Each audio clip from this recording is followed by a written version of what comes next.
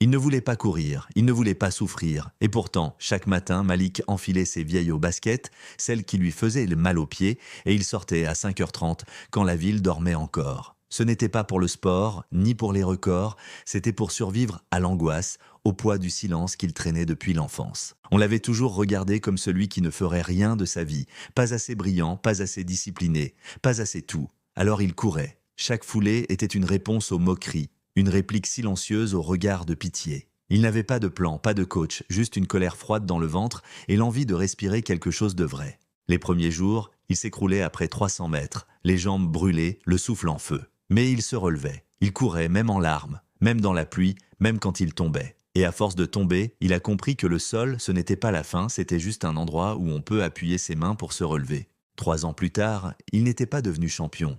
Il n'avait pas gagné de médaille, mais il avait gagné son respect, sa paix intérieure. Malik avait compris que le but n'était pas d'aller plus vite, mais de ne pas s'arrêter. Parce qu'au fond, c'est ça la vraie victoire. Continuer, même quand personne ne regarde.